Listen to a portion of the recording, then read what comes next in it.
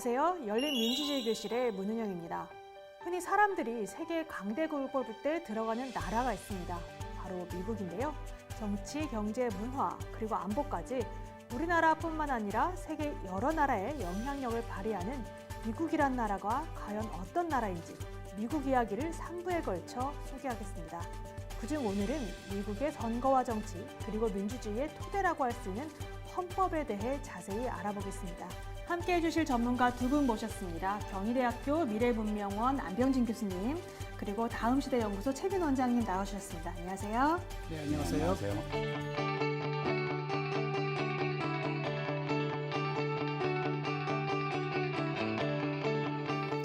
미국 하면 떠올리게 되는 몇 가지 이미지가 있습니다. 경제적 번영, 자유, 그리고 막강한 군사력까지. 그래서일까요? 뉴스의 중심에서 보면 국제정치에 특히 영향력을 행사하는 모습을 자주 보게 되는데요. 두 분께서는 미국에서 공부도 하셨고 오랫동안 미국에 대해서 연구해 오셨는데요. 다짜고짜 질문 먼저 드리고 시작할게요. 두 분 보시기에 미국은 어떤 나라인가요? 최민 원장님 먼저 말씀해 주시겠어요? 네, 미국 하면 패권 국가 미국 또는 제국주의 국가 미국이라는 이미지가 떠오르고요. 근데 반해서 실제 미국에서 생활을 해보면 미국이라는 나라가 상당히 평등한 어떤 국가 체제 이런 걸 지니고 있다라는 생각을 많이 하게 됐죠.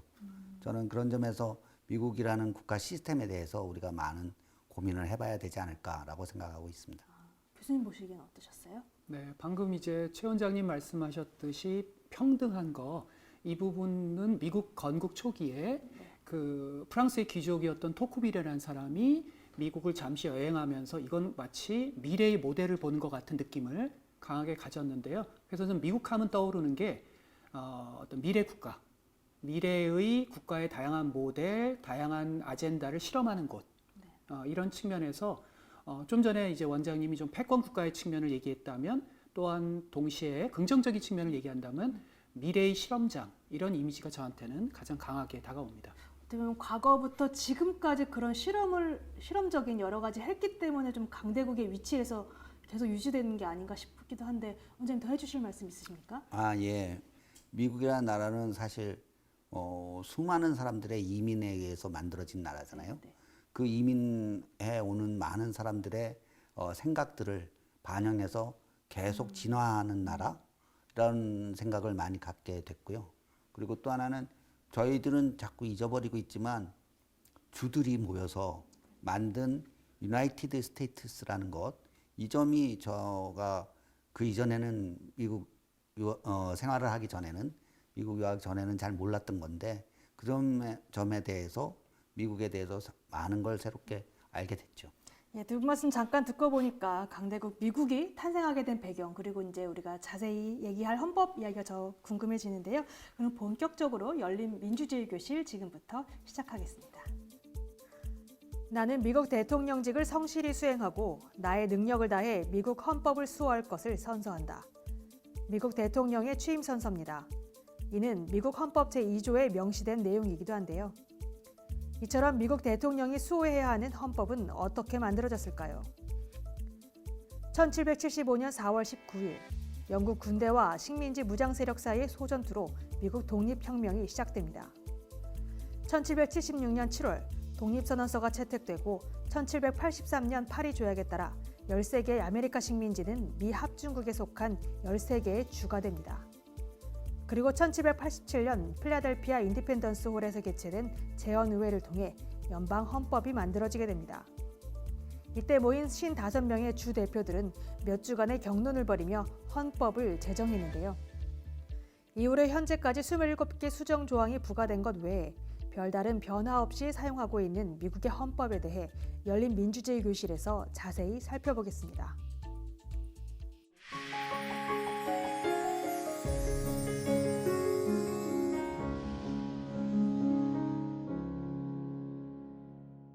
우선 헌법이란 국가 통치체제 그리고 국민의 기본권 보장이라는 아주 근본 법규에 관한 사항을 담고 있는데요. 우리나라도 1948년 제정된 이래 9차례 개정되기도 했죠. 근데 우리가 우선 미국에 대해서 알기 위해서 그 헌법을 알아야 되는 이유가 특별히 있을까요? 미국의 헌법에 대해서는 특별히 중요하다고 저는 생각하는데 미국의 헌법은 사실 미국 국가의 건설 과정이었거든요. 미국 헌법을 제정하는 과정이. 그러니까 헌법을 제정하는 과정이 사실 많은 사람들의 논의를 거쳐서 뭐 우리가 알고 있는 대륙회의든 헌법 제정회의든 이런 것들을 거쳐서 의견이 모아지는 과정이 헌법 제정 과정이었고 그것이 사실상 국가를 건설하는 과정이었다라는 점에 대해서 우리는 주목할 필요가 있을 것 같습니다. 교수님 보시기에는 어떤 의미를 설명해 주시겠습니까? 이게 저희 이제 한국이랑 연관을 시킨다면 저희 한국이 미국 대통령제를 저희 앞으로의 국가 건설의 모델로 삼았습니다. 물론 이제 재헌의회에서 유럽식으로 가자, 미국 모델은 상당히 한계가 있다 이런 엄청난 사상적인 논쟁이 많이 벌어졌는데 당시 이제 이승만 대통령 프린스턴에서 유학하셨고 미국이란 나라의 시스템이 가진 강점을 본 측면에서 강력하게 미국식 대통령제를 주장했고 일부 타협은 있었지만 본질적으로는 미국식 대통령제를 우리는 선택한 거거든요. 그런 점에서 미국을 보는 것은 또 우리를 보는 것이고 또 미국의 그림자, 명과 암 이것은 저희에게도 굉장히 중요한 시사점을 가지니까 미국 헌법을 알아야 우리를 알 수 있는 거죠.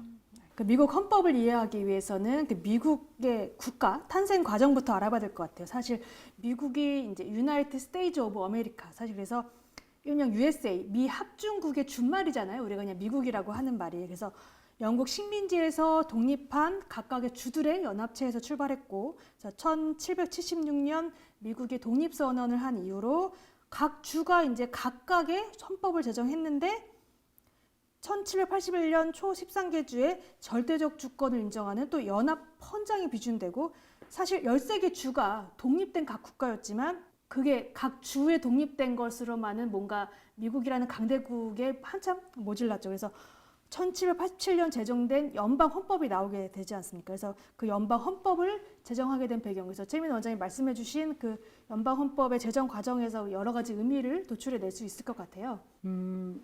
특히 이제 그 당시 상황에서 네. 가장 문제가 됐던 건 이런 겁니다. 이제 각 주마다 같이 이제 동등하게 연합은 하긴 했는데 그러고 보니까 여러 가지 문제에 봉착하는 거죠. 예를 들자면 이런 겁니다. 예를 들어서 한번 가정해 보건대 대한민국이랑 이제 당시의 미국이 만약 통상을 가지고 교섭을 한다면 대한민국이 절대적으로 유리합니다. 왜냐하면 캘리포니아와 뉴욕을 놓고 서로 경쟁을 시켜서 왜냐하면 연방 정부의 통상에 대한 권한을 절대적으로 갖고 있지 않으니까 그런 점에서도 유리하고 그 다음에 이제 주마다의 군대들을 주마다 통솔한다는 건 마치 우리가 중세 때 보는 봉건 영주들, 예. 마치 왕이 봉건 영주들한테 야 좀 군사동원 좀 해줘 뭐 이런 거 같은. 그러니까 어떤 군사력이라든지 통상 이런 부분에서 절대적으로 취약한 시스템이거든요.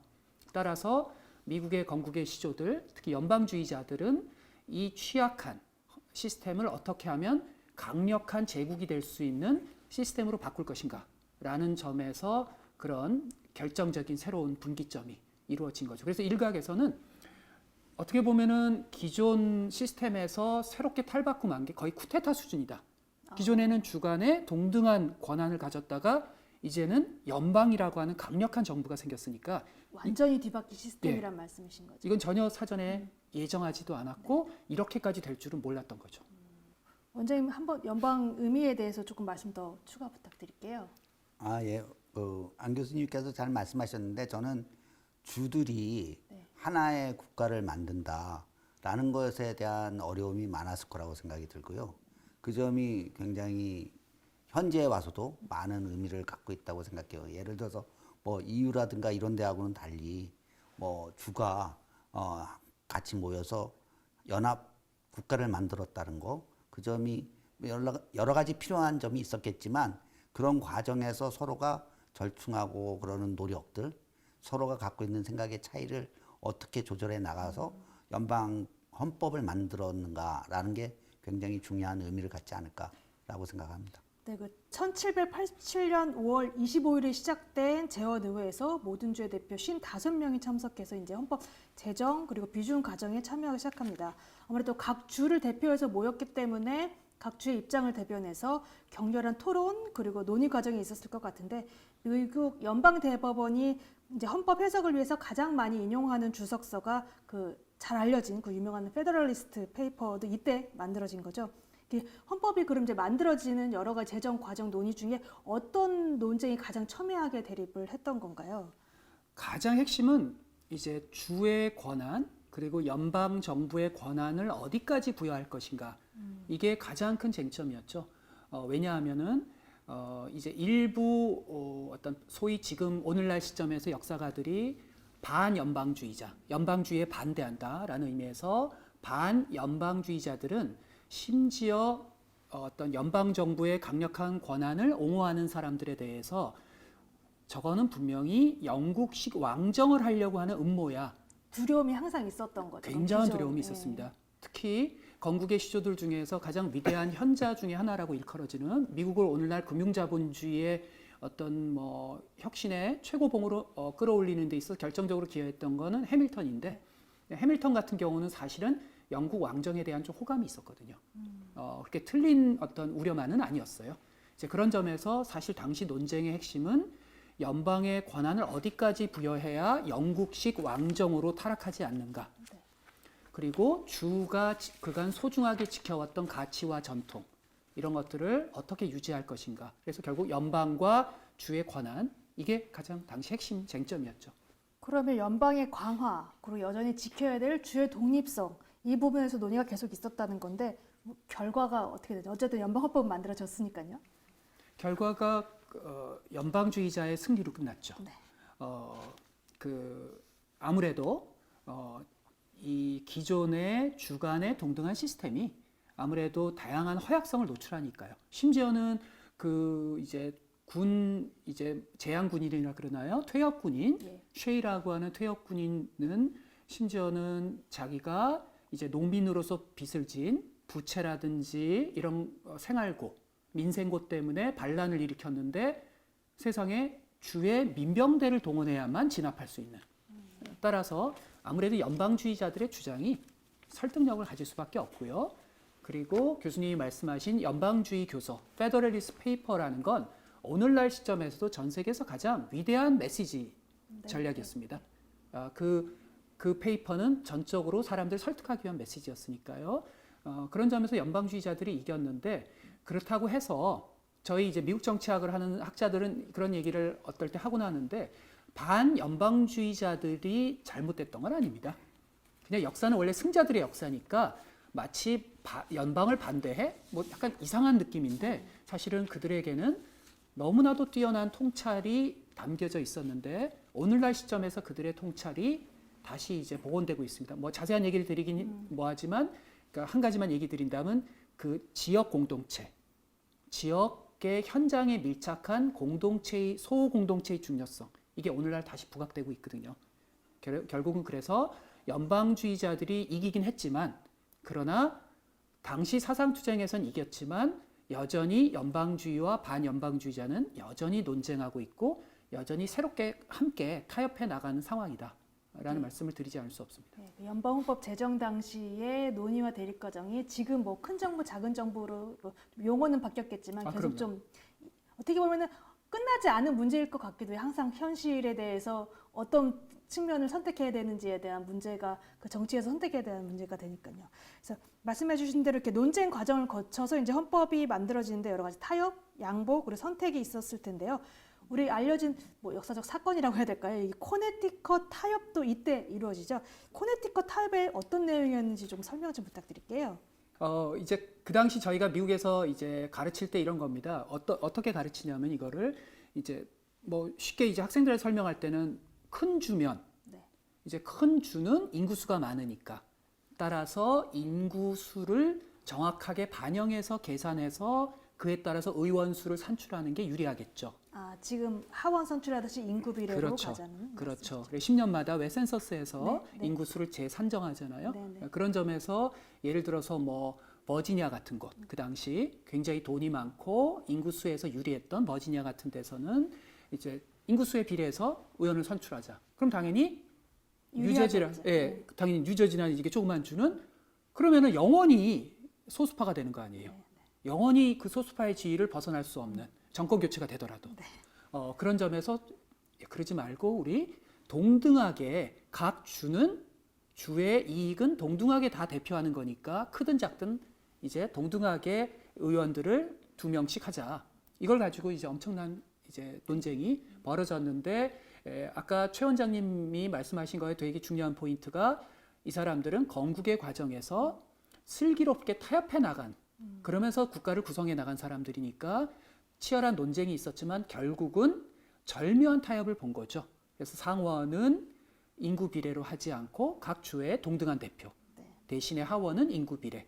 그러니까 큰 주와 작은 주의 이익을 절묘하게 융합해서 약원제라고 하는 그 점에서 미국 건국의 시초들의 어떻게 보면은 지혜가 다시 한번 보여지는 거죠. 운영의 묘라고도 표현될 것 같은데요. 그렇습니다. 예, 그 양원제가 의회가 2개 의원 그리고 아시다시피 뭐 우리나라는 단원제긴 하지만요.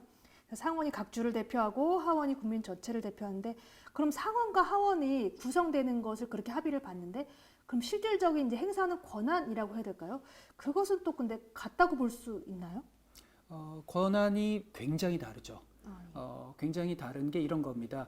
그 예를 들어서 하원은 애초부터 그러니까 미국의 건국의 시초들은 로마 공화정을 굉장히 이상적 모델로 생각했어요. 그래서 하원은 말하자면 저희가 로마의 어떤 그 역사를 다루는 영화 같은 걸 보면 민중을 대변한 호민관 같은 것으로 이제 이해하시면 되고요. 그 당시 건국의 시초들이 이해했던 것. 상원은 이제 우리가 이제 글라디에이터나 이런 리들리 스캇 감독 영화 보면 원로원에서 네, 막 얘기하는 회의하는. 그게 이제 영어로 세닛이라는 게 바로 원로원에 해당되는 거죠. 상원. 그랬을 때 상원은 훨씬 더 지혜로운 사람들로 구성하자. 현자들로 구성하자라고 했기 때문에 현자들이니까 국가의 가장 중대사, 그러니까 통상이라든지 외국과 조약을 맺는다든지 전쟁에 대한 거 이런 것들은 하원에서 관여할 수가 없고요. 네. 물론 절차적으로 일부 관여하기도 하지만 본질적으로는 상원이 이 외국과의 조약, 그 다음에 이제 전쟁에 있어서의 대통령이 함부로 할 수 있는 게 아니라 자문과 상원의 동의를 얻고, 그 다음에 인준청문회 같은 건 상원에서 하죠. 그 점에서 사실은 상원은 우리와 비교도 할 수 없을 정도로 아까 원장님이 이제 한국과 미국의 헌법의 큰 차이를 얘기하셨잖아요. 그래서 어떻게 보면은 한국이라는 한국의 정치와 미국 정치를 비교할 때 가장 큰 차이가 몇 가지가 있는데 그 중에 하나가 바로 상원이 아닐까. 그 점에서 우리 한국 정치 시사하는 바가 크지 않을까. 그 권한은 그리고 지금까지도 이어지어 온 상태인 그렇습니다. 거죠. 그 사실 초기 미국 헌법이 국가 구성의 토대를 마련했는데 사실 한 번도 어느 나라도 가보지 않은 길이었지 않습니까? 그래서 아무래도 예상치 못했던 여러 가지 한계점이 있었을 것 같은데요. 당시 그 미국 헌법의 한계점은 어떤 것인지 좀 설명해 주시겠어요, 원장님? 네, 뭐 아까 말씀을 안 교수님이 하셨는데 사실 그 코네티컷 타협에 있었던 중요한 내용 중에 하나가 이제 선거인단이라는 문제가 있었고요. 그게 이제 대통령을 뽑는 선거인단 구성 문제가 있었고 사법부 판사를 임명하는 문제. 그걸 대통령이 임명해서 상원의 동의를 얻어야 된다라는 식의 타협을 했던 거죠. 그리고 뭐 연방법이 최고의 법률이다라는 문제도 그때 얘기가 됐던 거고요. 그리고 우리가 자꾸 쟁점이 되는 노예에 대한 문제, 그것도 사실 이 당시에 노예는 5분의 3의 인권을 갖는 권한을 갖는 걸로 사람으로 예. 취급을 안 해줬던 예, 거죠. 이런 것들이 그 당시의 한계이자 또 나름대로의 절충한 타협안으로서 우리가 생각을 해볼 수 있을 것 같아요. 네, 말씀하셨듯이 지금도 네, 네. 미국의 헌법은 이 5분의 3이라는 규정을 남아있죠. 삭제하지 않고 남아 네, 있습니다. 네. 부끄러운 네, 역사를 네. 그대로 보존하면서 이제 계속 반성할 수 있는 거죠, 사실. 사실 지금까지 이제 미국 연방 헌법에 대해서 이야기 나눠봤는데요. 사실 여전히 미국 각 주에는 주 헌법이 있지 않습니까? 근데 한 국가의 헌법이라는 게 최상의 법이라서 단 하나만 존재해야 될 것 같은데 또 여전히 주정부가 이렇게 헌법을 갖고 있는 이유가 연방이라는 특징에 따라서 좀 있을 것 같은데 좀 설명 좀 부탁드릴게요. 그렇습니다. 이제 흔히 저희 이제 학자들이 분류할 때 한국을 단방제, 네. 그리고 이제 미국을 연방제 이렇게 분류를 하는데요. 예를 들어서 뭐 시민분들이 지역에 이렇게 가시다 보면은 동사무소 같은 거, 그건 우리는 이제 어디나 동사무소가 있죠. 네. 그거는 중앙 정부의 하나의 말단 브랜치 같은 거죠. 근데 미국을 여행해 보시면 동사무소 같은 게 없어요. 미국은 각 주마다 어떻게 보면 독립된 각각의 정부를 갖고 있는 거거든요. 그러니까 주의 헌법이라는 게 대한민국 시민분들한테 정말 낯선 것인데요. 그리고 저희 같은 학자들은 공부하기가 참 어렵습니다. 주 헌법이 어떤 건 굉장히 복잡합니다. 근데 이 주 헌법을 이해하는 게 왜 중요하냐면요. 그러니까 우리 한국 시민분들께서 아마 이 차이가 가장 결정적 차이일 것 같은데요. 예를 들어서요. 우리는 국회에서 법을 통과시키면 그걸 끝이거든요. 다 적용되죠, 이제 그 다 적용되죠. 한 번에. 예. 전체가 다 적용되고요. 그거를 수정할 여지가 나중에 다시 입법하기 전까지는 없습니다. 근데요. 미국 정치를 이해하실 때는 중요한 결정적 차이가 있는데요. 하원과 상원에서 협의해서 통과시키잖아요. 자, 그건 어떻게 보면 과장하면 시작에 불과합니다. 왜냐하면 상하원에서 통과시킨 법이 우리나라는 그게 절대적이지만 미국은 주 차원에서 다시 또 변형을 거칩니다. 주에서 우리는 오바마 케어에 대해서 연방 의회에서 통과시켰으니까 뭐 좋아. 근데 우리 주는 약간 독특하거든. 그러니까 우리 주는 주 차원의 의회에서 이 오바마 케어를 적용하는 과정에서 주의 맥락을 우리 주의 헌법과 우리 의회 의원들의 요구에 따라서 바꿀게. 그러면 이거는 때에 따라서는 1년, 2년 굉장히 오랜 시간이 거칩니다. 그래서 미국은 결국 우리와 달리 이 연방적 성격을 이해하지 않고는 어떠한 정치, 선거, 비즈니스 어떤 것도 사실은 진행하는 데 있어서 이해가 정확하게 하기 어렵습니다. 사실 제가 들은 얘기로는 미국 주 안에서 사실 주 경계를 벗어난 주민들이 그렇게 많지 않다고 하더라고요. 다 그 안에서 모든 사실 뭐 가정이나 뭐 회사 모든 생활이 가능해서 그 안에서만 산다고도 하더라고요. 오히려 우리나라보다 어떻게 보면 움직이는 폭이 더 좁다는 그런 말을 듣기도 했었어요. 그렇습니다. 그래서 네. 이제 미국 시민들이 되게 말씀이 맞는 게 이렇게 주 차원에서 평생을 살아가는데 하나의 국가니까요. 부족함이 전혀 없다고. 하나의 이제 완결된 국가니까요. 그런데 문제는 여행할 때 생깁니다. 왜냐하면 주를 여행하다 보면 심지어 미국은 도덕 연방주의입니다. 한국의 시민들은 상상할 수 없는 건데요. 도덕도 각 주마다 다릅니다. 도덕이라는 적용되는 룰이 다른 말씀하신 거죠.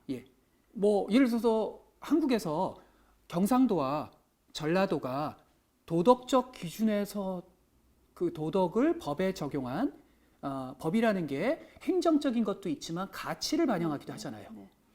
길에서 뭐 무슨 뭐 담배꽁초를 버려서는 안 된다라든지 뭐 이런 것들이죠.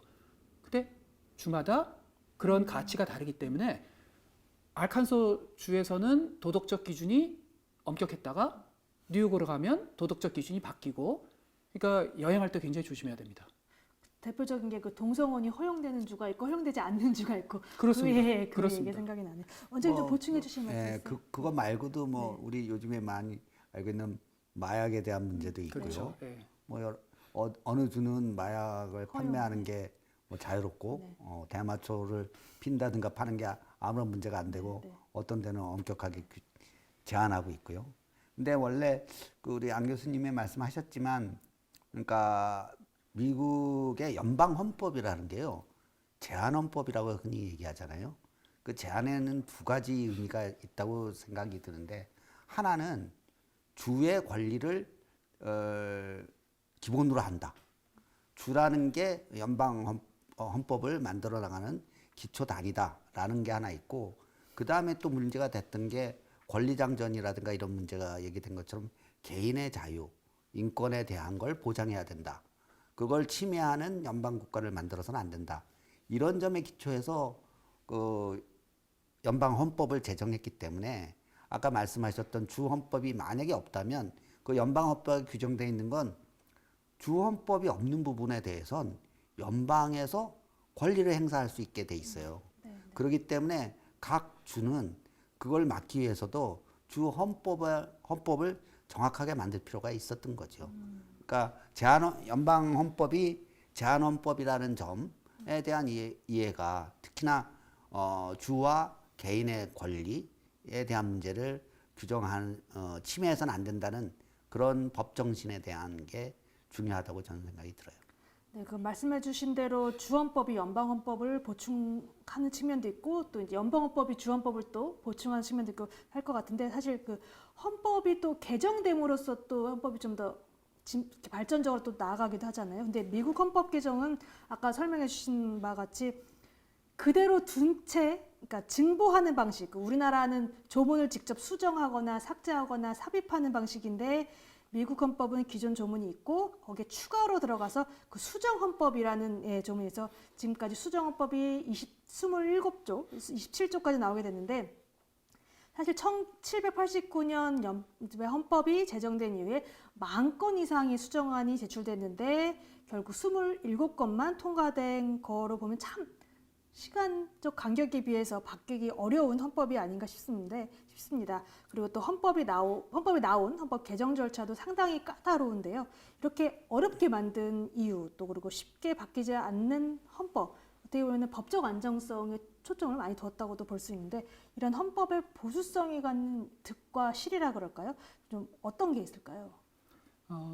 득이라고 한다면 이제 미국의 건국의 시조들은 메디슨이라든지 해밀턴이라든지 이런 분들은 굉장히 신중하신 분들입니다. 대단히 신중하기 때문에 그러니까 좀 과거 역사를 많이 연구했고 그러다 보니까 아테나라든지 이런 데서 다수 민중들의 포퓰리즘적인 행복 이런 것들이 그 어떤 중우 정치라고 하는 걸로 타락할 가능성에 대해서 굉장한 두려움과 우려를 갖고 있었던 사람들이죠. 또 이분들 자체가 대토지 소유자, 그러니까 아무래도 DNA 자체가 보수적일 수밖에 없죠. 그러니까 득은 아무래도 신중함이겠죠. 자주 이제 헌법을 개정하다 보면 그때그때 민중들의 변덕, 어떤 졸속적인 어떤 헌법 개정 이런 것들을 건국의 시조들은 우려했던 것이고 실이라고 한다면 저는 사실은 굉장히 비판적입니다. 미국 헌법에 대해서 왜냐하면 혁신 국가여야 되는데 혁신 국가가 되려면 수정 헌법을 통해서 끊임없이 21세기의 새로운 중요한 문명적 전환의 추세들이 헌법 안에 반영이 돼야 되죠. 예를 들자면 이런 겁니다. 기후위기. 지금 과학자들은 네이처지를 비롯한 세계적 유수의 저널에서는 심지어는 우리가 인간이 할 수 있는 어떤 한계점, 분기점을 넘어섰다라고까지 이야기가 나올 정도의 심각한 위기입니다. 근데 남미의 일부 국가는 생태를 헌법에 집어넣어요. 중국은 생태 문명을 헌법에 집어넣습니다. 미국은 글쎄요, 엄청난 기후의 파국적 위기가 오지 않는 한 절대로 집어넣지 여지가 없죠. 없습니다. 현재 상황에서. 예. 그 점에서 저는 미국 헌법에 대해서 건국의 시조들은 지혜로웠지만 지금 오늘날 시점에서 저는 굉장히 비판적으로 봅니다. 사실 헌법이라는 게 그 시대 정신을 담아낸 법이잖아요. 그러면 그 당시 미국 헌법에 담긴 좀 사상적 가치라고 할까요? 어떤 게 들어있다고 설명해 주시겠어요? 미국 연방 헌법은 우리가 흔히 알고 있는 것처럼 제한 헌법이라고 얘기가 되고 있잖아요. 제한 헌법이라는 건 그러니까 제가 생각할 때는 첫 번째로는 주의 권리를 침해해서는 안 된다. 이 연방 헌법이 주에 갖고 있는 권리들을 지나치게 제한한다면 곤란하다는 거고 또 하나는 주민들 그러니까 주권자들인 인민주권 사상에 입각해서 주민들의 권리를 제한해서는 안 된다. 그래서 권리장전이라는 게 연방주의자하고의 싸움에서 많은 사람들이 그걸 집어넣는 그런 헌법을 만들거든요. 저는 그 두 가지 점을 근거해서 미국의 헌법을 이해할 필요가 있지 않을까라는 생각을 합니다. 강 교수님 좀 보충해 주실 말씀 있습니까? 네, 저도 같은 비슷한 그 의견이고요. 이제 원장님 말씀하신 게 예를 들어 이런 겁니다. 저희가 이제 미국에서 정치학을 가르칠 때 항상 저는 헌법 소책자를 들고 강의를 해요. 근데 원문을 직접. 예, 소책자가 이렇게 조그맣게 서점에서 팝니다. 제가 집이 거의 헌책방 수준이라서 제가 그걸 어디다 놔뒀는지 잃어버려서 한국에 와서는 잘 그걸 활용을 못 하는데요. 그걸 보시면 한 이거의 반 정도의 크기. 작아요. 그리고 아주 얇습니다. 한국 시민분들이 보셨을 때는 이렇게 얇은 거에 무슨 내용이 있을까? 근데 그게 미국 헌법의 위대함입니다. 즉 방금 원장님 설명처럼 미국의 헌법이라는 것은 아주 절제되고 제한된 내용만을 담고 있고요. 그래서 주에 대한 어떤 권리를 침해하지 않는 제한적 문건이고요. 이 제한적 문건이라는 건 그러나 그렇다고 해서 폐쇄된 문건은 아닙니다.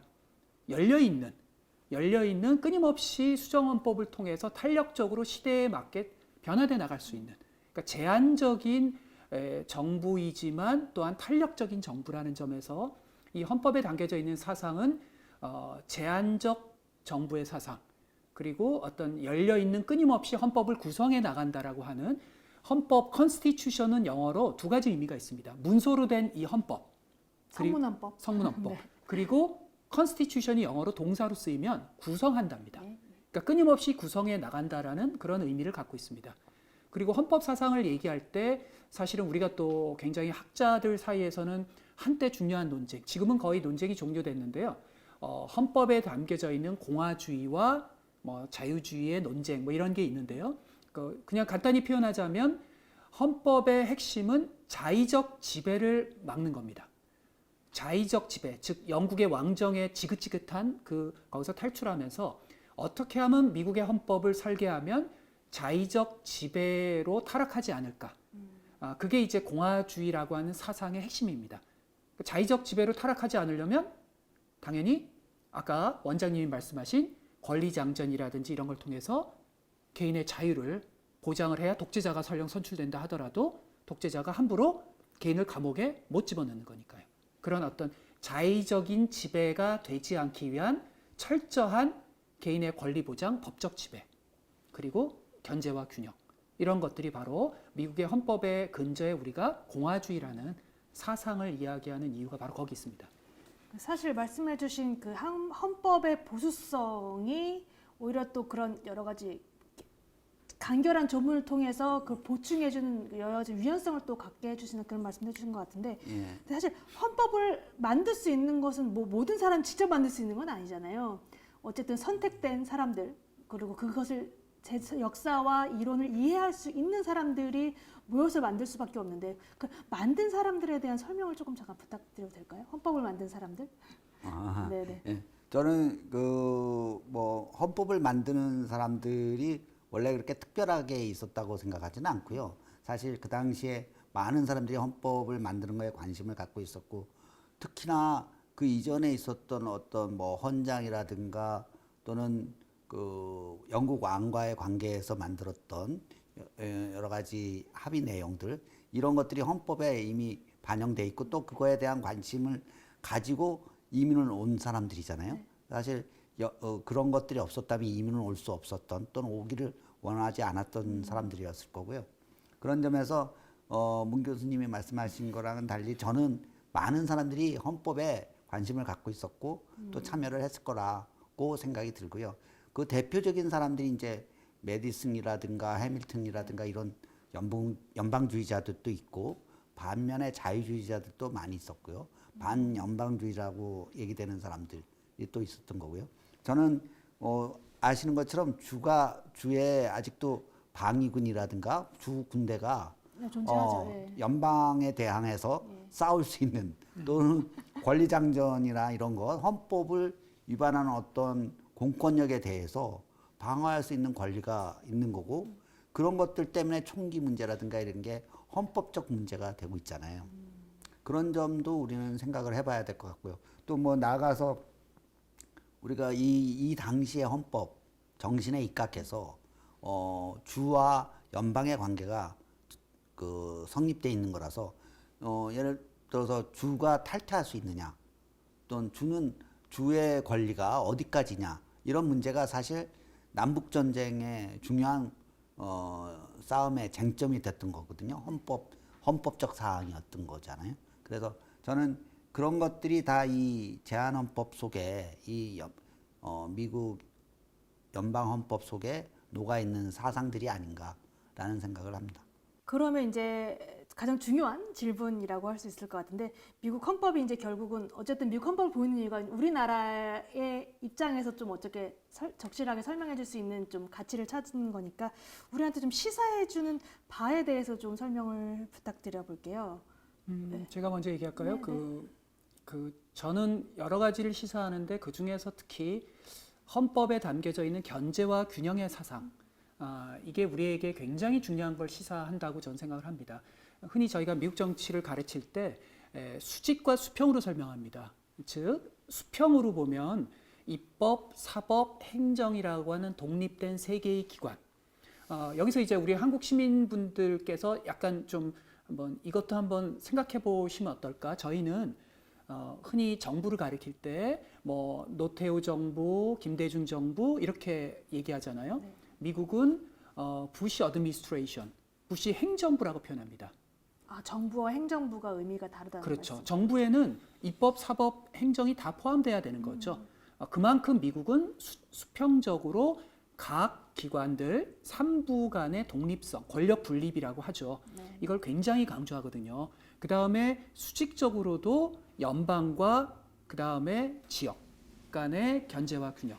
그러니까 수평적으로도 서로 견제하고 수직적으로도 서로 견제하고 이런 견제도 하고 협력도 하고 하는 그 건국의 시초들의 위대한 그 견제와 균형의 사상, 이게 미국에는 정말 잘 녹아 있거든요.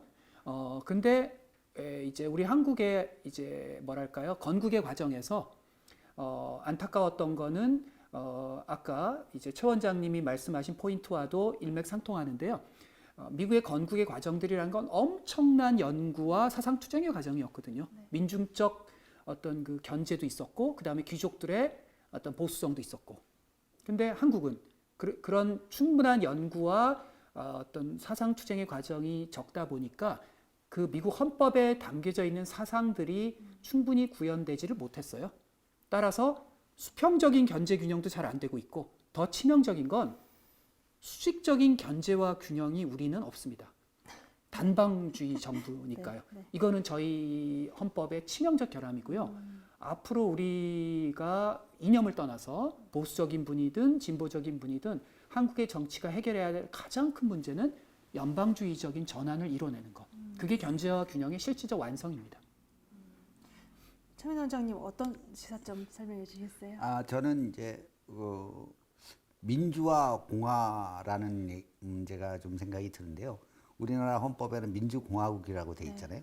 근데 민주공화국인지 민주공화국이 무슨 뜻인지 정확하게 알기가 어렵다고 생각해요. 그러니까 저희들이 배울 땐 뭐 정체는 민주고 국채는 공화국이다. 그래서 우리나라는 군주국이 아니고 뭐 이렇다 저렇다 하는 설명이 있었는데, 저는 미국 헌법의 그 제정 과정에서는 민주라는 건 그야말로 정말 다수결의 원리, 인민 주권이 주권 제민의 사상에 의해서 인민들이 정치에 참여한다라는 것을 중요하게 생각한 반면에 현재 우리 생각하고는 좀 다르게 공화라는 문제가, 공화주의 또는 공화당이라는 의미가 미국의 경우에는 대의제라는 걸로 많이 이해되고요. 그게 그 양자가 상당히 절충되고 타협되는 그런 과정이 있었다고 생각해요. 그래서 민주라는 부분에 대해서만 생각하는 게 아니라, 그러니까 다수의 참여와 다수결의 원리가 뭐 모든 거를 다 해결하는 그런 원리가 아니라 같이 더불어 살 수 있는, 그리고 대표 대의제에 의해서 공화주의적으로 협력할 수 있는 어떤 여지가 있었기 때문에 서로 뭐 아까 말씀하셨던 견제와 균형이 이루어지고 그랬던 게 아닌가. 그런 점에서 우리나라가 정말 민주공화국이 되기 위해선 이런 문제에 대해서 같이 한번 우리 한국 차원에서도 생각해 봐야 되지 않을까라고 생각이 듭니다. 두 분 말씀 듣고 보니까 미국이 그냥 강대국이 된 게 아니라 참 기초가 탄탄하고 그 여러 가지 헌법 개정 과정, 미국이란 나라가 구성되는 과정이 헌법 제정 과정을 통해서 만들어졌기 때문에 그 근본적인 가치가 지금까지도 이어져 오지 않나 싶습니다. 우리나라 헌법 개정 과정에서도 좀 미국의 헌법 제정 과정에 대해서 조금 많이 참고하고 그 과정에 대한 여러 가지 시사점을 좀 이끌어내면 좋겠다는 생각이 개인적으로 좀 들었고요. 오늘 나와주신 두 분 여러 가지 이야기 해주셔서 감사합니다. 네, 감사합니다. 네.